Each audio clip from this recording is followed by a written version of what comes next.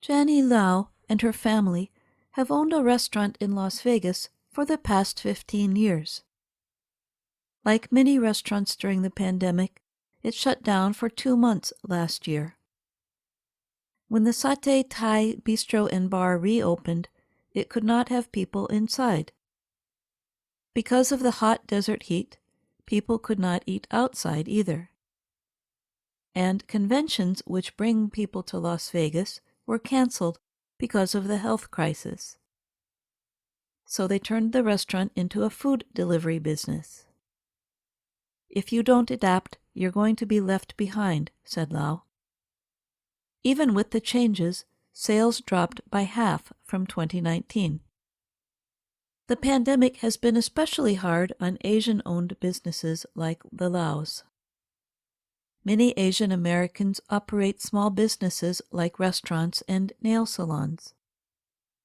These service industries were hit hard by pandemic restrictions on indoor gatherings.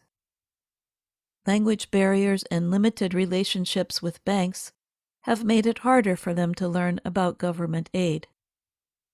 And they have also faced a rise in hate crimes from those that blamed Asians for the virus. A J.P. Morgan Chase Institute study showed that by the end of March, sales for Asian American businesses dropped by more than 60%. In comparison, most small businesses faced a 50% drop during the pandemic.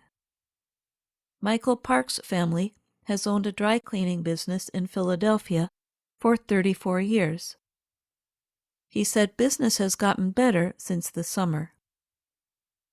But sales are still only 25% of what they were before the pandemic. Park is using government loans to stay in business. We're just trying to stay afloat, he said.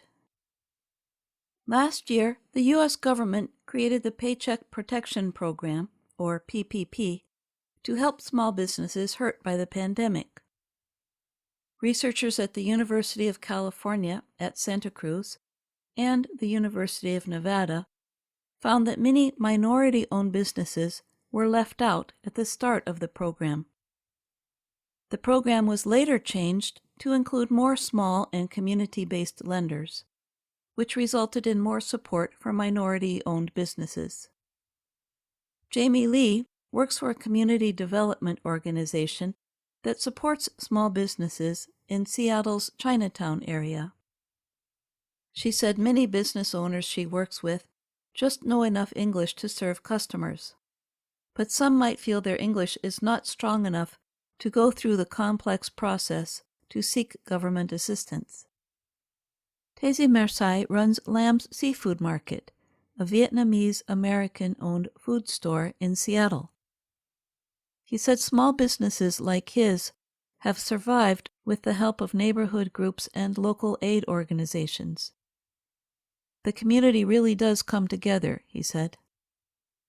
An Asian American worker at the store, however, was attacked on his way home from the store. He was not seriously hurt. It is unclear whether the attack was a hate crime, but employees are taking precautions. We tell everyone to make sure you travel in pairs as much as you can, Mersai said.